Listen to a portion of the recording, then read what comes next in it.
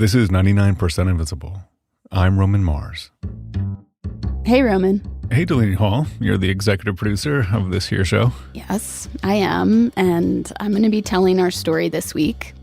I want to start back in November 2016. It was election night. Who could forget?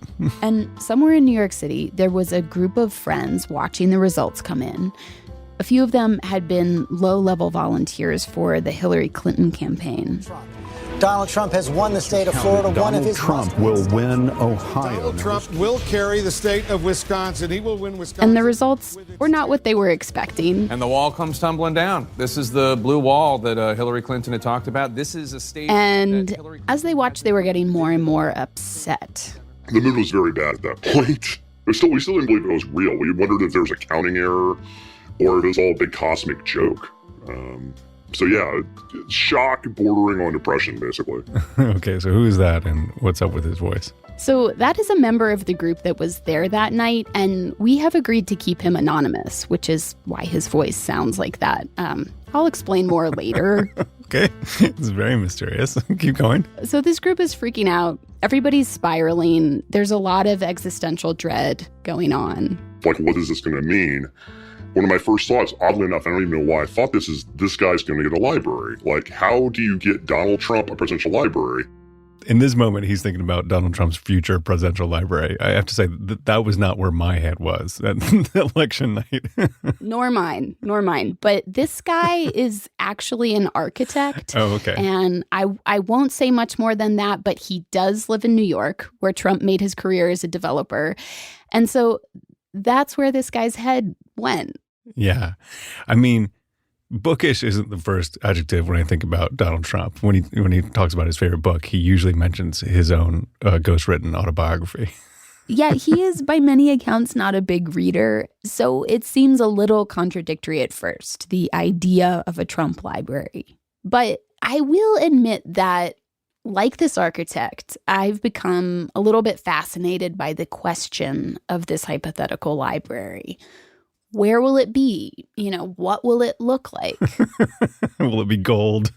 Will there be a gold-plated roller coaster? That's what I want to know.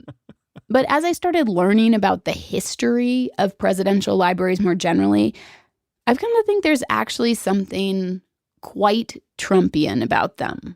Like all of them, regardless of the president involved. Oh, interesting. Yeah, I can kind of see that. Like they've always felt more like a museum to one person's greatness than anything else. And that seems quite Trumpian in some ways. Yeah, exactly. There's this weird mix of a historical repository of records and things that have a lot of meaning. And they're also then this edifice, this self-congratulatory, almost fictional account of someone's achievements where all the blemishes are hidden. So we'll get back to this architect in a little bit, but first I want to tell you about how presidential libraries came to be, because they have always been a weird contradiction. Oh, I'm excited. Let's do it.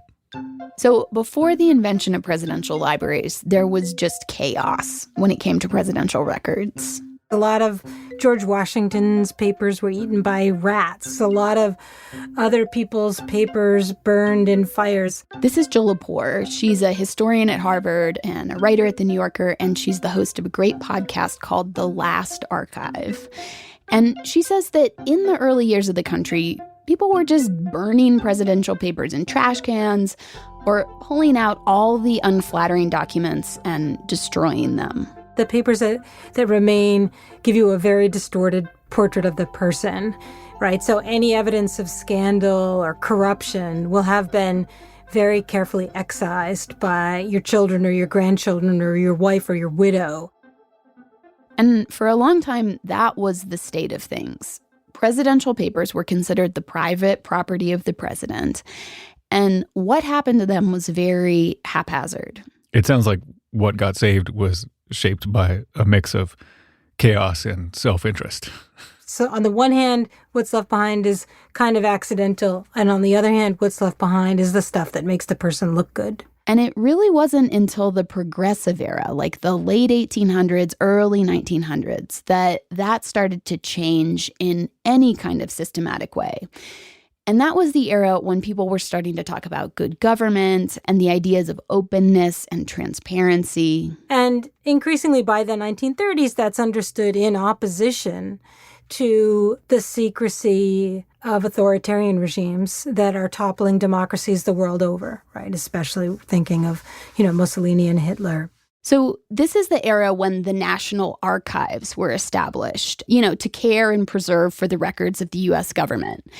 And those documents, like presidential papers, had just been kept in basements and attics and various abandoned buildings scattered across Washington, D.C. And again, the disarray is just shocking to me. Like, this is what I would do with my important documents, but like the documents of the nation?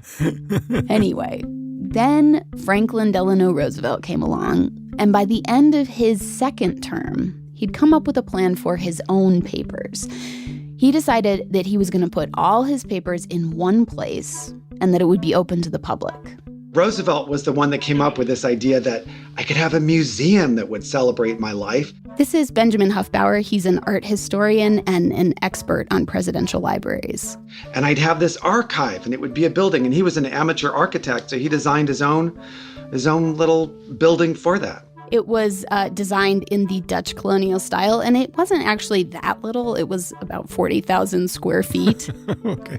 And Roosevelt decided that it would be built in Hyde Park, New York, the place where he was born. And to raise the funds for it, he turned to his supporters. So supporters of President Roosevelt could mail in a check for $10, $20, $50, $100, and that went into the funding of the library. Then once the building was completed, then it was handed over to the federal government, to the National Archives, to be run forever, basically, by the U.S. government. And this latest addition to the Archives of America is dedicated at a moment when government of the people by themselves is being attacked everywhere. And so that was it, the first presidential library. It opened in 1941. Wow, that seems so recent in American history. So when this thing opened in 41, how did people react to it? Like, how was it received? Oh, a lot of people thought it was ridiculous. People thought he was a megalomaniac. Someone said he wanted to build a Yankee Pyramid. There was a comic that portrayed FDR as Santa Claus, presenting a giant present in his own stocking and saying of the presidential library and saying, "Oh, won't he be surprised? Bless his heart. Ho, ho, ho." Well, it seems like the public had a pretty good take on what the library actually was. I mean, kind of like a monument that FDR built to himself. Yeah, and while he was alive, no less. Like, that was really not done at the time. The tradition was that monuments to presidents were built long after they had died. The Washington Monument, for example, was finished in the mid-1880s, about 85 years after George Washington died. And the Lincoln Memorial was dedicated in 1922, nearly 60 years after Abraham Lincoln's death.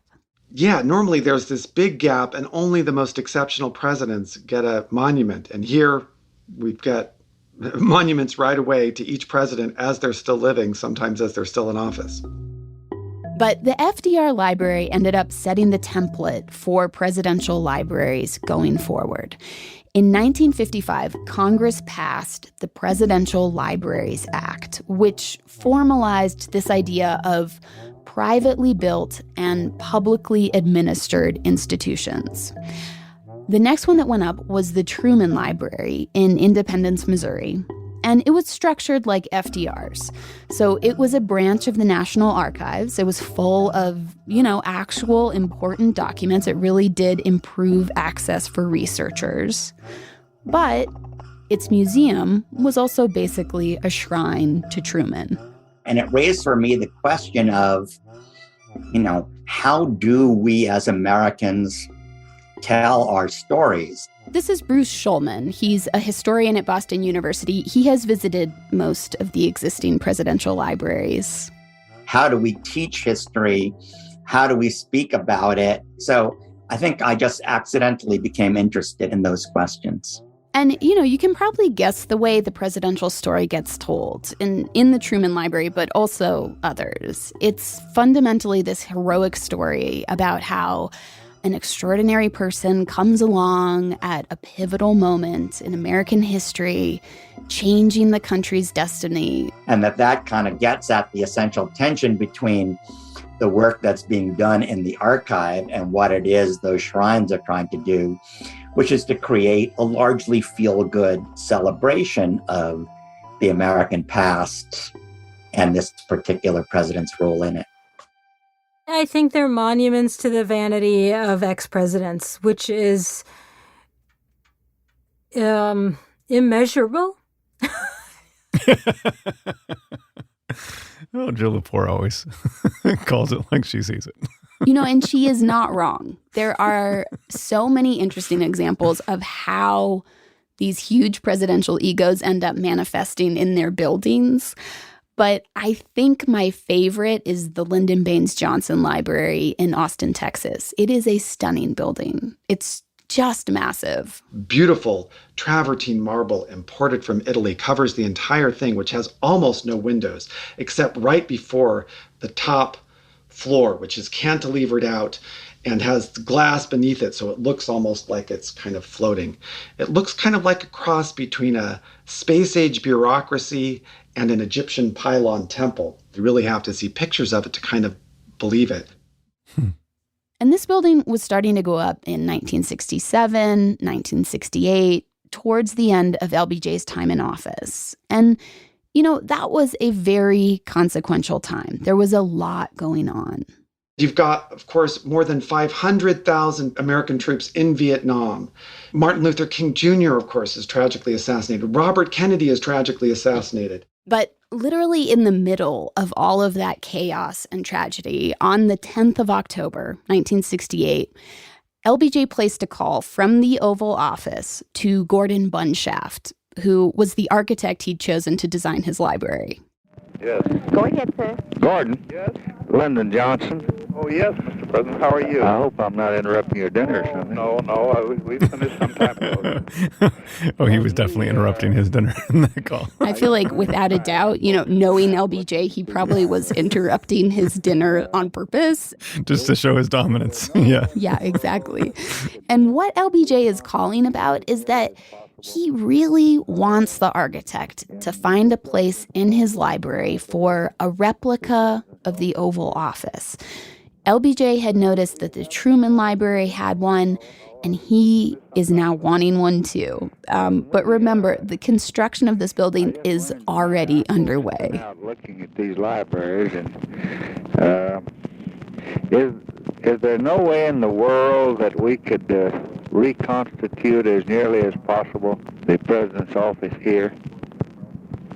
Well, we haven't thought of it, but it's possible.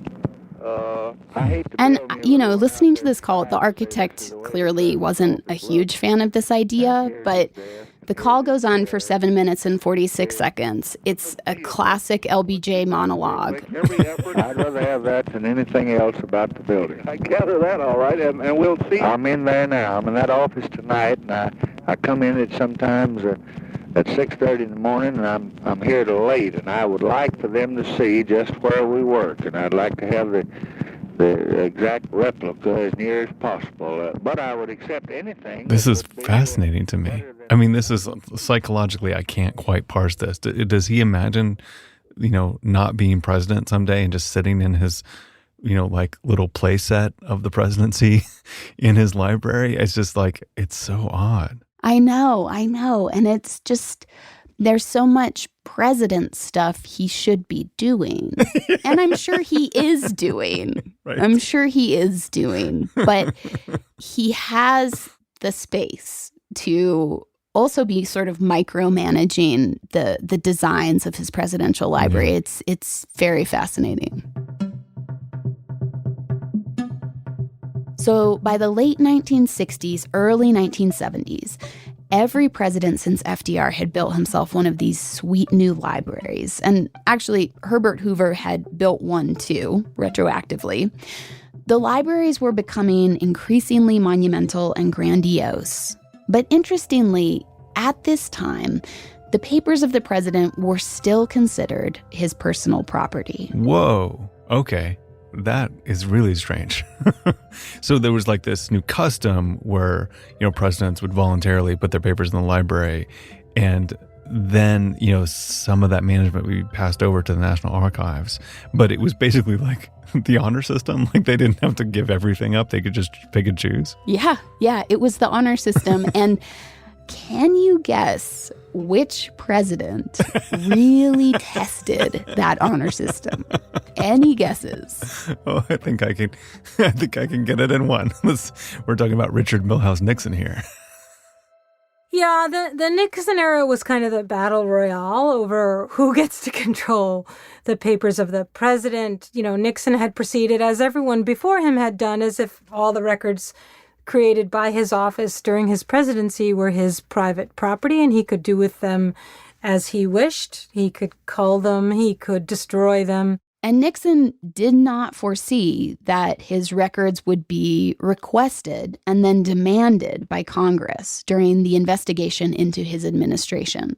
And when that request and demand was made, he resisted it. And so Congress seized President Nixon's records and subsequently made future presidential records the property of the country rather than the property of the individual president. And they did that with the Presidential Records Act, which passed in 1978. And the PRA says that presidential records are in the public domain, and the public can see them after 5 years after the president leaves office, with the exception of classified material. Huh. Well, we're finally getting to the way I would expect things to be. So the law affirmed the importance of keeping presidential records safe and available to the public. Yeah, so the law did do that, but the records continued to be stored in presidential libraries. And, nothing really changed about the basically self-congratulatory vibe of most of those libraries. The Nixon Library is a fascinating example. For many years, the Nixon Library was actually privately run by the Richard Nixon Foundation. It was not affiliated with the National Archive. And it portrayed Watergate very much from Nixon's perspective. The event was characterized as a quote-unquote coup by Nixon's enemies. Wow. And the exhibit suggested that the press had behaved unethically in pursuing the story of his crimes. Whoa, that's bold. I know, yeah. And it wasn't until the mid-2000s that the National Archives came in and took over the museum. And when they did, they insisted that a very well-respected historian come in to create a more factually accurate Watergate exhibit. And you can probably imagine members of the Richard Nixon Foundation did not like that. Mm-hmm. There was one guy who called the new exhibit a hit piece, and the historian involved with it, he was harassed. He eventually resigned. Whoa, okay. That's intense. Yeah, and it's just, it's an example of how structurally it's very hard to tell a nuanced and complex story in these libraries. The president gets to select the architect that they want. They have a role often in selecting who's going to be the director of that presidential library. And the president takes an active role in designing. They're basically the head curator of their museum to themselves. I should say that I talked to various employees of the presidential library system, and I've asked them, why don't you insist on more historical objectivity? And some of these people looked at me and said, what planet are you living on? These people have run the country. Do you think we can tell them what to do? How do you think that's going to happen? And one of the most compelling examples of this that was described to me was from the Decision Points Theater at the George W. Bush Library in Dallas. Welcome to the Decision Points Theater. George W. Bush made many tough decisions as president. Now you'll get a flavor for what that's like. Take a look at the list of scenarios in front of you. Okay, so the whole Decision Points experience is very interactive. You get to choose from a menu of scenarios. You can decide what to do in New Orleans after Hurricane Katrina. You can decide what to do following the 2008 financial crisis. You can decide if you want to invade Iraq. You'll get a briefing, hear expert policy advice, and vote on what to do. The experts will not agree That's among themselves. amazing. I'm very eager to hear how the counterfactuals are written to justify each of the decisions that George W. Bush actually made. Yes. Yeah, it's really interesting because it's genuinely interactive. The audience in this theater gets to vote. And, not surprisingly, in the case of the Iraq War, a fair number of people select no, I do not want to invade Iraq because we're living in the present moment. We know how that went. But if you choose no, President George Bush comes up on the video and says, no, that's the incorrect choice. You must, basically, we had no choice. Saddam Hussein represented too big a threat, and you must invade Iraq. So the president comes on to scold you about your poor decision-making skills that didn't conform to his own. Oh, that's amazing. Yeah, and I guess it shouldn't be that surprising to anyone at this point that we don't get a more nuanced take in a museum designed in close collaboration with Bush himself. But, it's still problematic. So this is what's troubling about this, is that this is a museum run by the federal government. So you think this is the National Archives. They're not going to feed me something that's a lie or wrong. And yet, from former President Bush's point of view, this is the truth, but it's a very particular and propagandistic truth. I mean, that's really interesting. Like, it's almost less problematic the less official we try to make these things. I would almost have no problem if the Bush family kept, like a shrine to Bush, but it's almost the fact that it's a government facility that's the issue. Yeah. I think it is the mixing of purposes that makes these institutions so troublesome. It's the way there's an archive that gives legitimacy to the museum, which tells the story in a way that an actual historian never would, sort of lacking all the nuance and complexity that's required. So there's another element to this story, which I talked with Joe Lepore about. And it has to do with some of the unintended consequences of the Presidential Records Act, which passed right after the Watergate scandal. And of course, it was intended to create a fuller record of each presidency. But she says that in some ways, the opposite has happened. Where people say, yeah, well, I would have put it down in a note, but then that would have been subject to the Presidential Records Act. So, I just called the guy. So it's, like, in that sense, it's easy to evade. From historians' vantage, these people all used to keep diaries. They're also self-important. They keep endless diaries, and now they don't keep diaries. So you don't even know who they were meeting with on a given day because they didn't want to have that written down. Like, people have ways of avoiding creating a record. Yeah, because once you have a record, then some independent counsel can, impeach you using those records, or lawyers could dig through them. I mean, I could totally see a president just deciding, no, I don't want to deal with that. So did these historians that you talked to have a take on what they thought the future presidential records would be like and how they would affect presidential libraries? We did talk about that. And as the power of the presidency has grown over the course of the 20th century, the size of these institutions has grown as well. So that first library that was designed by Roosevelt cost about $7 million in today's money. The latest figures for the construction of the Obama Presidential Center are about $700 million. Oh my God. It's a huge amount of money. And then at the same time presidential power has grown, public trust in the presidency has been falling.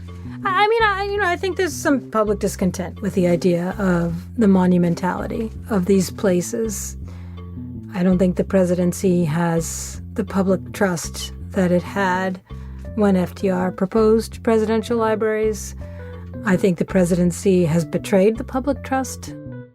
And so Jill Lepore, and I think a lot of other professional historians, just kind of wish the presidential libraries would go away. Like, it's not that their archives aren't important. They truly are.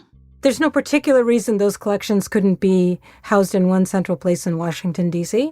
Yeah, that certainly makes more sense to me than having them sort of spread out around the country in different shrines to different men. Yeah, it makes sense to me too. And interestingly, things might actually be starting to move in that direction. So the Obama Presidential Center, for example, which we were just talking about, it is not going to hold Obama's actual presidential records. Those will be held by the National Archives in various facilities. The center in Chicago will be the site of the museum. And it'll also serve other purposes as a community center, as a place for the Obamas' philanthropic and diplomatic work. And part of that is because it's just become really expensive for libraries to be affiliated with the National Archives. Over the years, Congress has passed legislation requiring ex-presidents to raise massive endowments that will cover the cost of repairing and maintaining these buildings. So with Trump, there are people who think that if he does manage to build a presidential library, that it might be along the lines of the Obama Center. So he might build a shrine to himself, but people speculate he won't bother with the actual papers. Those will stay with the National Archives. Huh, interesting. So the two purposes that have mixed in such uncomfortable ways through the history of presidential libraries, maybe, they're starting to separate now, which seems like a good idea. But that brings us back to the question of the Trump library. And after hearing all this history, I kind of can't imagine any part of that not being filled with Trumpian nonsense. Yeah, I know. And that's what I meant at the beginning when I said that these libraries are all very Trumpian in a way. They all contain evasions and half-truths and bluster.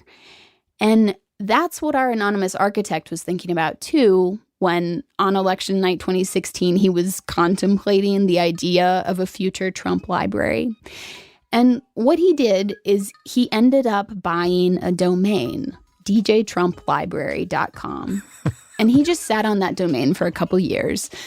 But then he eventually decided, I am going to design a library that does exactly what none of these real presidential libraries do, which is to really dwell on the bad stuff. Every president has faults. It's a tough job. I don't know why anybody wants the job. The job sounds lousy to me. Everybody's yelling at you no matter how well you do, and 50% of the country hates you, so you're kind of screwed from go. But with Trump, there was just so much bad and so much scandal. And so this guy designed a parody museum. And if you visit the site, it looks very much like a real presidential library. It's a modern glass box. There's a reflecting pool and various exhibits. But all of the exhibits are sort of fake parody exhibits. There's a Twitter wall, for instance. We had a room about the tax evasion numbers where he's only paying, I think it was like $750 a year. And then that was a room. We had the oligarch's lounge where it showed him kissing up to all the different despots and, generally bad people he likes, the Putins of the world, the Kim Jong-ils of the world, all these guys he's BFFs with. Yeah, I'm starting to understand why this guy wanted to remain anonymous. Yeah, he just didn't feel entirely safe being public about who designed the site, which actually ended up getting a ton of attention. For a long time, it was the first thing that came up when you Googled Donald Trump Library. I haven't even heard of an official one. Like, this is what I've heard of, is this fake one. Yeah, there's a lot of speculation about what a real one might look like, where it might be, if it will even exist. But the bigger point that this architect wanted to make isn't even necessarily about Trump. It's more just about the way we think about presidents. It's a job. Like, the sooner we get to treating politicians as employees and not as heroes or people that we have to venerate for no good reason. I mean, look, it's an important job and they deserve our respect to do their jobs well, but they're public employees. They're replaceable. So I guess in the end, this story is pretty much an episode of what Trump can teach us about presidential libraries. Yeah, it's interesting that it took Trump and before him Nixon to challenge the whole idea of presidential libraries. It's like he's helped expose some of the problems and contradictions that exist in all of them even for the presidents that I tend to venerate. Right. Yeah. It's like there was all this talk during the Trump era about how he exposed so many different institutions and conventions and traditions as inadequate or flawed. And presidential libraries just feel like one more thing we can see in a new light now. Well, what a weird collection of buildings. Well, thanks so much for bringing us the story. Sure. Thanks, Roman.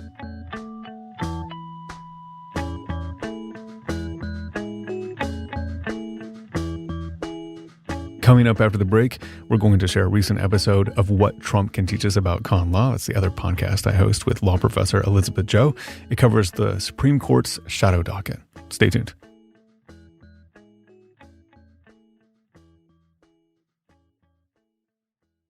And now an episode of What Trump Can Teach Us About Con Law, released on September 9th. Okay, so we're recording this on Monday at 11:45 a.m. We're meeting as a sort of special session. So what do you want to talk about today? We're going to talk about legal procedure. I know that sounds really boring, but... But I've learned, not from you. It won't be boring from you.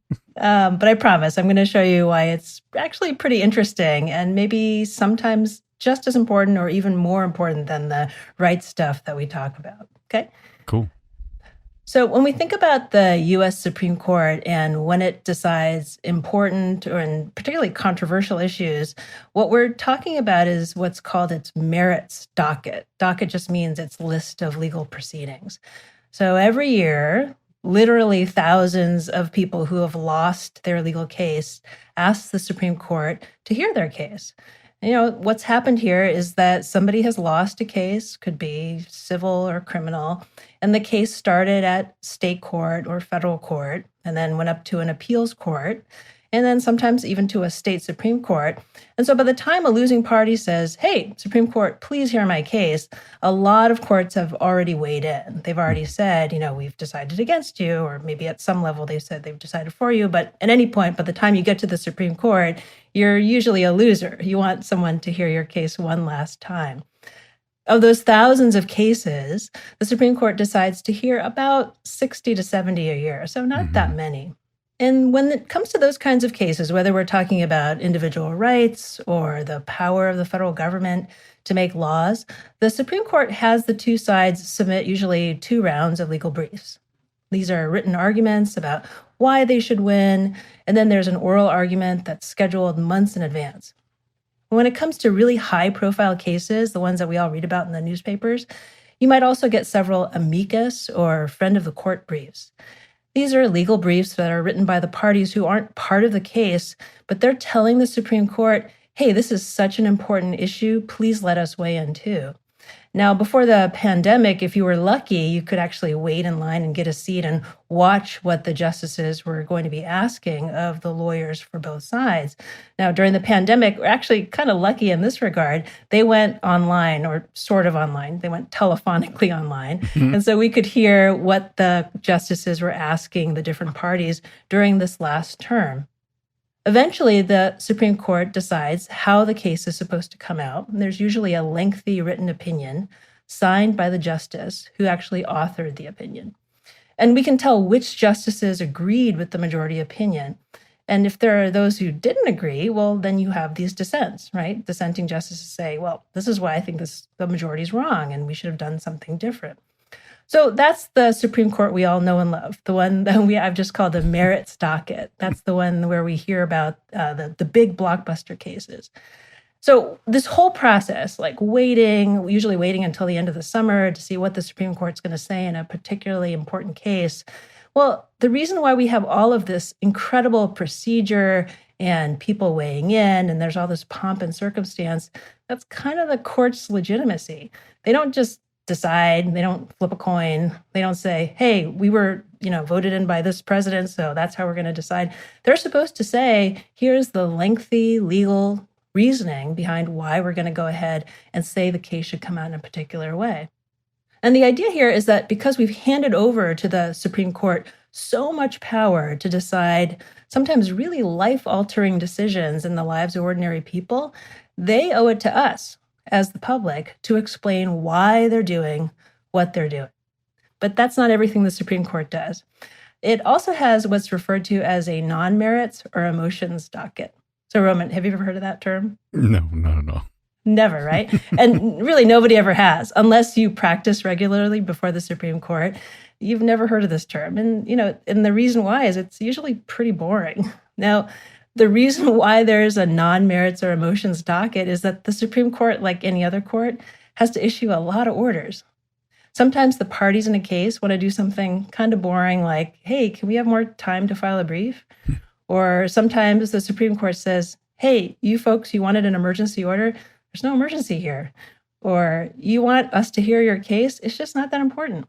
So for all these kinds of reasons, this non-motions or orders docket never gets any attention. I shouldn't say never. Very occasionally, you might hear of a death penalty case where there's been a death row inmate facing execution, and the Supreme Court in that case might be asked to issue a stay, or that's really like a pause of the execution, because that person argues that there's some constitutional problem in their case. Mm-hmm. But again, most of the time, the non-merits docket of the Supreme Court is pretty unexciting, and really no one's ever heard of it.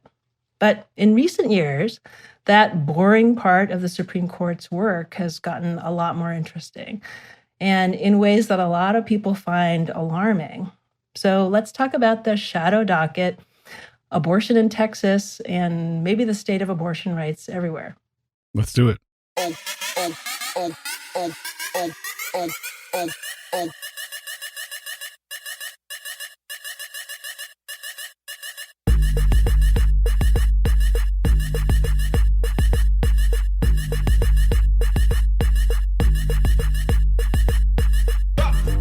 This is What Trump Can Teach Us About Con Law, an ongoing series of indefinite length where we take the horrible current events and the ripple effects of the Trump presidency and use them to examine our Constitution like we never have before.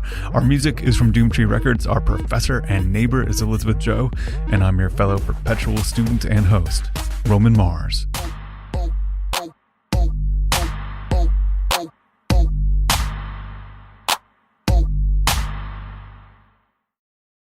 So I've heard this term on Twitter a little bit, and I'm here to ask, what is a shadow docket? Okay, so the actual term is something coined by a law professor named Will Bode in 2015 to describe what we've just talked about, this idea of an orders docket of the Supreme Court. Even though the term's coined pretty recently, the Supreme Court's always had this thing where they just have to issue orders that are related to cases before them. Again, historically, pretty boring. No one usually cares about it. Mm-hmm.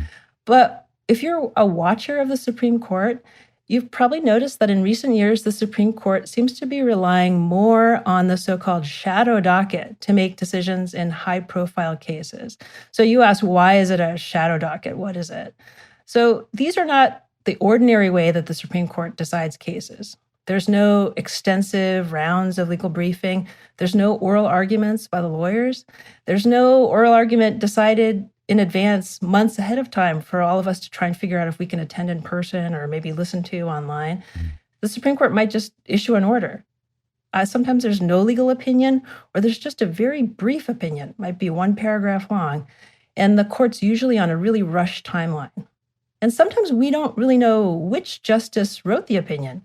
And sometimes we don't really know which justices totally agreed with that unsigned opinion.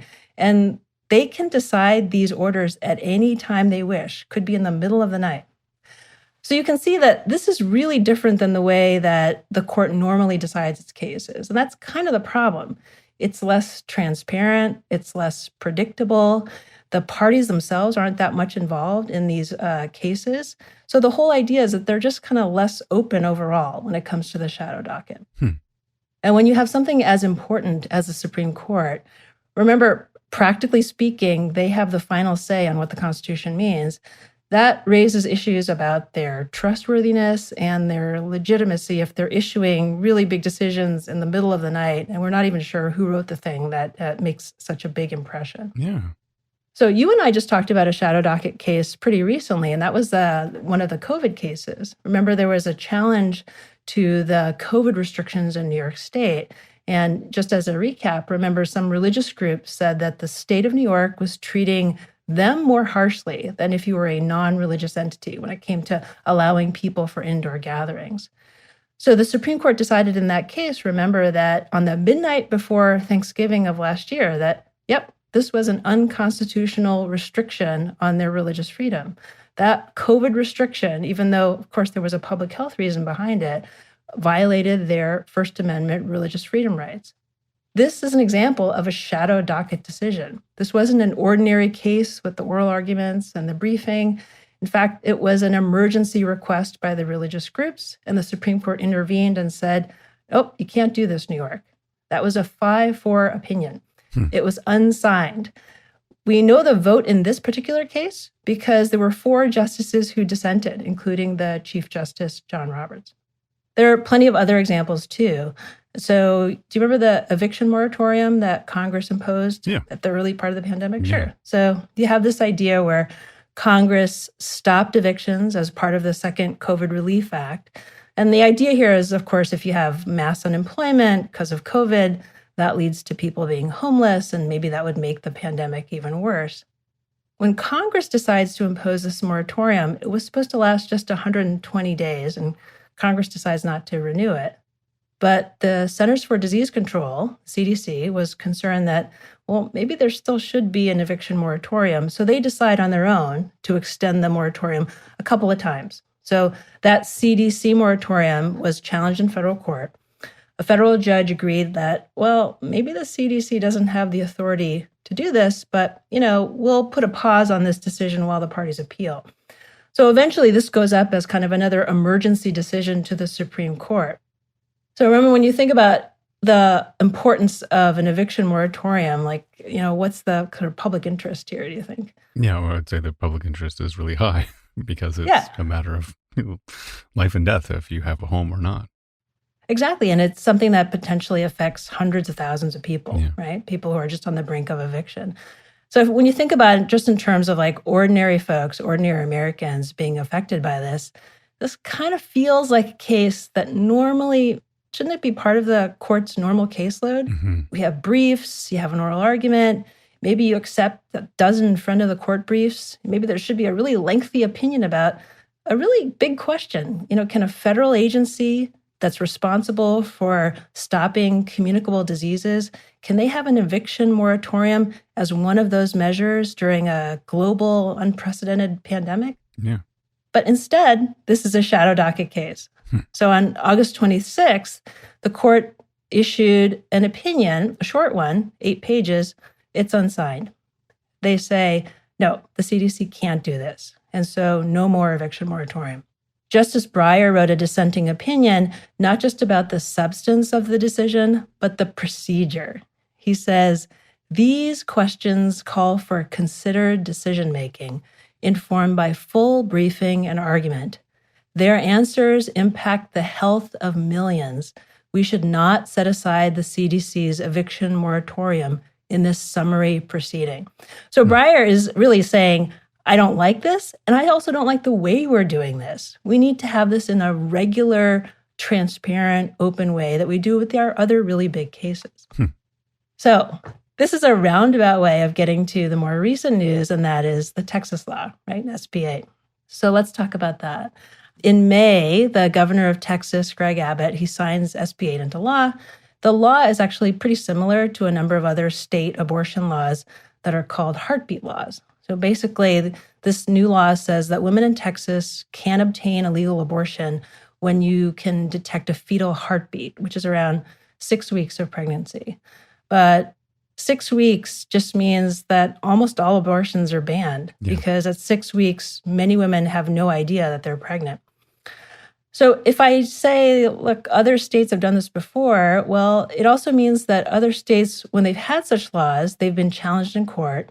And they've generally been struck down because these laws violate a woman's constitutional rights. You and I have talked a couple of times about Roe versus Wade and how the Supreme Court has interpreted what the states can do. But just as a refresher, remember, states are not allowed to completely ban abortion before what's called fetal viability. That means the stage when a fetus can live outside of the womb. That's why previous 6-week bans are easily struck down. 6 weeks is way, way, way before the point of viability. Okay, so SB 8. The Texas law, though, is different in kind of a devious and dastardly way. We've talked about Roe v. Wade before, and the story behind Jane Roe, who was later identified as Norma McCorvey. Now, let's look at it in a different way. The case is called Roe v. Wade, right? We spent a lot of time talking about Jane Roe. Well, who's Wade? Part of thinking about this is thinking about how the law challenged in Roe, what it was, and how it was challenged. So in Roe itself, one of the laws that was challenged made it a crime to procure an abortion. So, Roman, if something's a crime, who enforces the law? The district attorney? That's right. So at the time of the law, of the challenge, Jane Roe was living in Dallas County, Texas. And Wade is Henry Wade. He was the district attorney of Dallas County. So in other words, the person who in theory would be responsible for prosecuting violations of a criminal abortion statute. So that's Wade. That's the other party in the case who normally doesn't get any attention at all. But this way, this procedure, the way the law is challenged, is pretty typical of a lot of lawsuits when it comes to constitutional rights. Someone sues because they argue that a law violates their rights under the Constitution. And in order to do that, they often sue the person who's responsible for enforcing the law. So if a court agrees that the law is unconstitutional, they're also deciding that that government official, so Henry Wade and Roe v. Wade, who's standing in for all the other government officials, can't enforce an unconstitutional law. Okay, so Texas. But Texas's law is different. The Texas law actually forbids the state's government officials from enforcing the law. And instead, the law gives everybody else, any private person, the ability to sue. But what can they sue for in this case? Okay, so the first part maybe makes sense. They can sue anybody who performs an abortion, but there's more. You can also sue as a private individual anyone who aids or abets an abortion. Aids or abets is just a legal term for meaning helping. So anybody who helps, but there's also more. You can also sue anybody who intends to aid or abet an abortion or intends to perform an abortion. So that really means that because of SB 8, which is structured in this really different way, you can sue an abortion provider, but you can also sue a friend or a family member, maybe who helped pay for your abortion, maybe the Uber driver who drove you to the abortion services provider, maybe your friend or family member who decided to drive you there on their own, provided some source of support. So this is how this particular law, SB 8, makes it really different in terms of raising a constitutional challenge.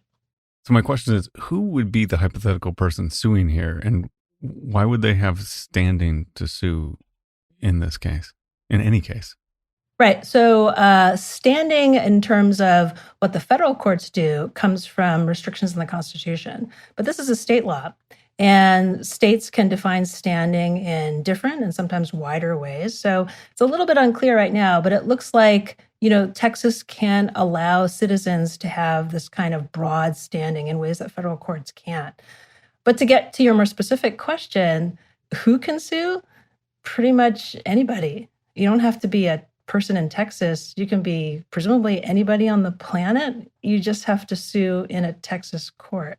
Yeah, and then sue for what? For the existence of abortion services, or sue whom? Like I get that it can be anybody. You mentioned anybody in the process, so I could just randomly pick out a person who got an abortion and then sue all the people that were involved in it, like just me as a person. That seems to be the way it works. So basically, the state of Texas has shifted enforcement from normally the way a crime works. You'd have, again, the district attorneys, right, involved in prosecution. This isn't a crime. This is basically handing over enforcement civilly to everybody else except people who normally enforce criminal laws. And it does so by incentivizing these civil suits. If you sue and win, let's say you sue an abortion services provider, you sue someone who helped a woman obtain an abortion, you get to collect a minimum of $10,000 and attorney's fees for each abortion. Wow. And bizarrely, under the law, if you bring that lawsuit and lose, nothing happens to you. There's not really a penalty or anything. Oh my God. So presumably the result of this is every anti-abortion, organization in the world could just begin suing. As long as they have like the facts of an abortion that has happened, they could just begin suing every part of the chain of provider, including the Lyft driver, out of existence. That's what it sounds like. I mean, the law has just gone into effect as of September 1st, so we don't really know how it's going to work out, but the financial incentive does feel like bounty hunting. The whole scheme feels like kind of like legal trolling. You can just harass nearly anybody who is somehow connected with an abortion. If you're an abortion services provider, you either close down or you face a flood of civil lawsuits. And if you're an ordinary person who might formerly in Texas have been happy to help a friend or a family member, I think you're certainly deterred from doing so. I mean, $10,000 is a lot of money, right? $10,000 is a lot to be liable for. So after the law is enacted, a group of abortion services providers in Texas then filed a lawsuit. That's not surprising. They filed a lawsuit in federal court in July to try and stop the law from taking effect, which was designed to go into effect on September 1st. So Roman, we did talk about how SB 8 is different than, say, the law that was challenged in Roe v. Wade. So can you see the problem here with the lawsuit? Well, there's no Wade. Right. There's no Wade. Who do you sue? Right. So that's a bit of a problem. So in this particular lawsuit, they sue a state judge, a clerk on behalf of a whole class of state judges and clerks, and a private individual who is presumably anti-abortion. Now, remember, you just said there's no Wade because they can't sue a Wade. Mm-hmm. They can't sue a district attorney or any other state executive official in Texas because the law actually says, these government officials aren't responsible for enforcing this law. Everybody else is.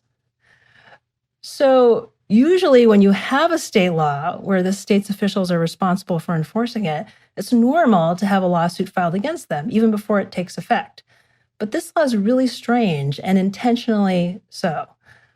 So in any event, because of this weird aspect of SB 8, there's a lot of procedural back and forth in this case, which gets pretty complicated. But what's important here is that eventually the abortion services providers end up at the Supreme Court. They ask for an emergency order to stop the law from taking effect. So in other words, it's not a normal so-called merits case. The Supreme Court has not granted full review of this case. Of course, that means there's no oral argument. There aren't any multiple rounds of briefing. There's no dozens of front of the court briefs. There's just no regular procedure for reviewing what happens to be a pretty complicated law, raising complicated issues. So what happens next is exactly what people are increasingly worried about with the so-called shadow docket. On September 1st, just before midnight, the Supreme Court, in a 5-4 ruling, refuses to step in the case of Whole Women's Health versus Jackson. There's basically one unsigned paragraph. They say, we're not saying whether the law is constitutional or not, but there's just too many procedural issues right now for us to want to step in and do anything. But remember how I told you that procedure sometimes can be pretty exciting? Well, this is an example. So this procedural decision actually has a practical effect. The Supreme Court isn't saying here that we're overturning Roe versus Wade throughout the country or in Texas, if that were a thing. But the effect of their decision means that in Texas, abortion is pretty much de facto illegal. You can't get an abortion because now SB 8 is the law, at least in Texas. So until and unless there's a challenge that successfully makes its way up to the Supreme Court, that's what the law is in Texas itself. Chief Justice Roberts, along with the 3 liberal justices, dissent in this case, and I'll just focus on one of the dissents, Justice Sotomayor's, because the opening of her dissent is worth quoting. She says, "The court's order is stunning. Presented with an application to enjoin a flagrantly unconstitutional law engineered to prohibit women from exercising their constitutional rights and evade judicial scrutiny, a majority of justices have opted to bury their heads in the sands." And Justice Sotomayor calls the law out for what it is.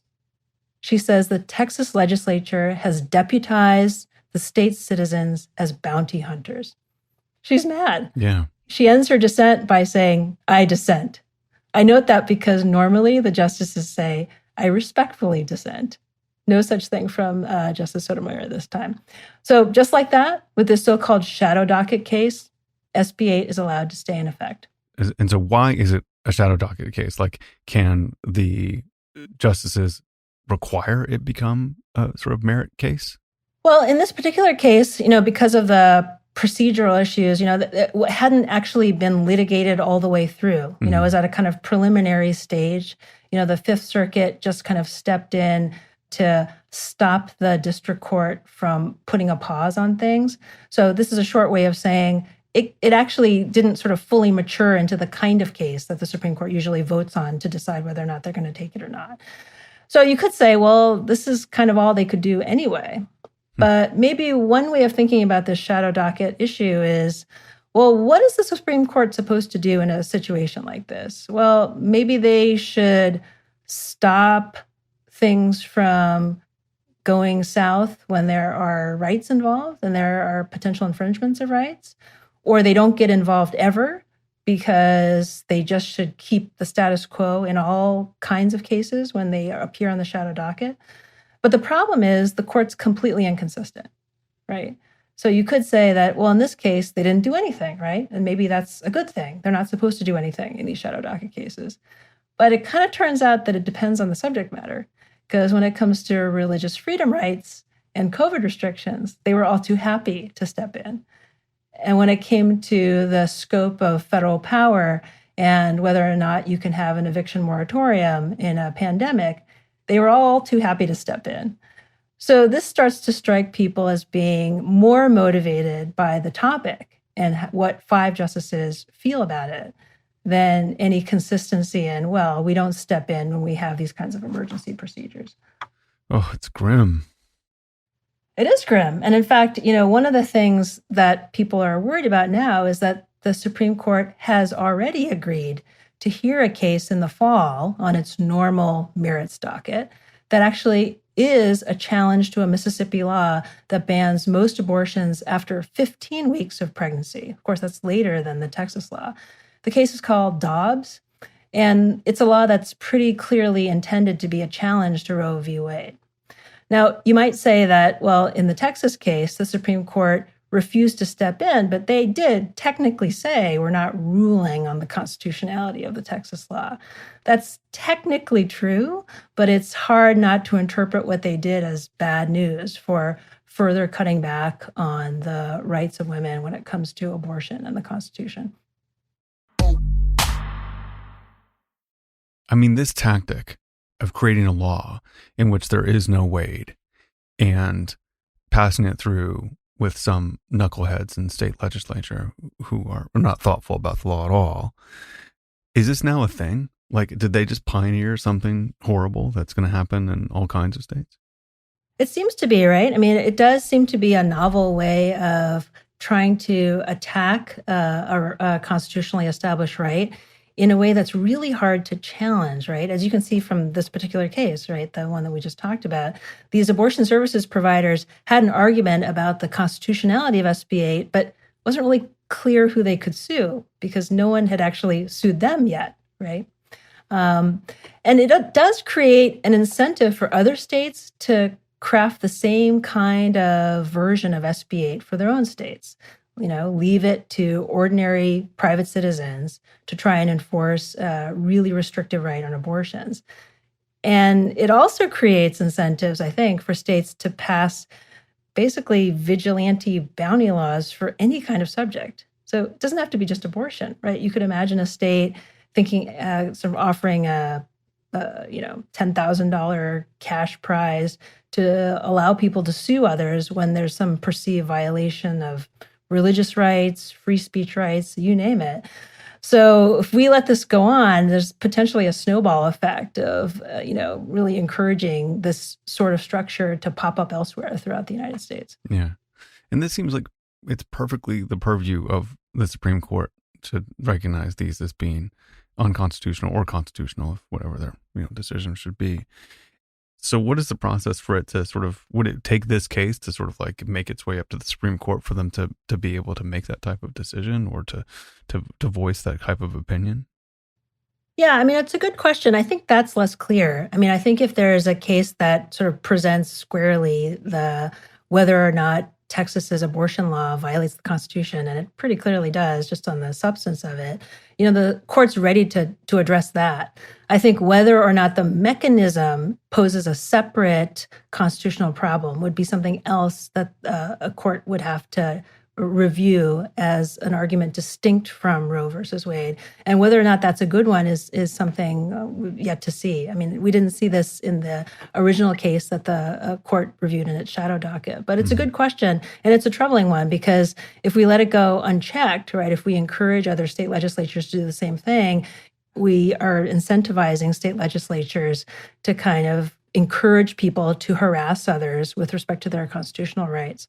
So in the shadow docket opinion, they mention that it isn't a ruling on the constitutionality of the law itself. When will they rule on the constitutionality of the law itself? They're going to have to wait for that right case, that right opportunity to come up. So right now, because of what the court did on September 1st at midnight, the case just goes back to its process, at the federal district court. That particular case may go up to the Supreme Court. It may take a different case in Texas that comes up to the Supreme Court. And then there's the issue of, in the meantime, the Supreme Court's already decided that they're going to consider an abortion case for its term. That's the Mississippi law. So a lot of people are just worried anyway that maybe there are already 5 votes on the court to either radically restrict abortion rights, or maybe even do something, go as far as overturn Roe versus Wade. Yeah. And in the meantime, it's illegal to get an abortion in Texas, effectively. That's right. And don't forget that just as with Norma McCorvey herself, it's really uneven, right? That when it comes to abortion rights, if you're a person, a wealthy person in Texas, you're going to have access to abortion services providers. But just like Norma McCorvey herself, who was unemployed at the time her case went up to the court, she was a low-income person who wanted an abortion but really had no easy way to get one. Abortion rights, frankly, are always about the rights of poor women, right? Who really do not have the means to travel to another state to access an abortion services provider. And presumably the person that gave them a ride outside of the state could be sued? Exactly. That's exactly right. That's exactly right. I told you procedure was interesting. Procedure is definitely interesting. Well, thank you so much for this sort of emergency session. I appreciate it. Thanks, Roman. 99% Invisible was produced this week by Delaney Hall and edited by Chris Berube. Mix and tech production by Dara Hirsch. Music by Director of Sound Sean Riao. Special thanks this week to Joe Lepore. If you haven't heard her podcast, The Last Archive, make sure you check it out. It is fantastic. It's produced in the style of a classic 1930s radio drama, and it's about how we know what we know and why it seems like lately is if we don't know anything at all. Find it wherever you listen to podcasts. The episode of What Trump Can Teach Us About Con Law was produced by Elizabeth Joe and Chris Berube. Music courtesy of Doomtree Records. Kurt Kolstad is the digital director of 99% Invisible. The rest of the team includes Vivian Leigh, Joe Rosenberg, Lashma Dawn, Christopher Johnson, Emmett Fitzgerald, Sophia Klatzker, and me, Roman Mars.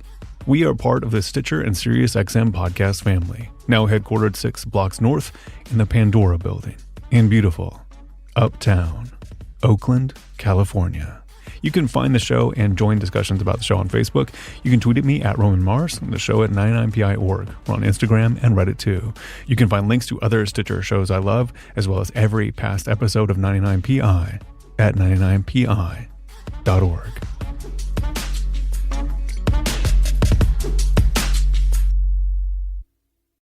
Do do do do do do do to Stitcher podcast. Do do do do do do do do do do do do do do do do do to Stitcher podcast. Do do do do do do do do SiriusXM.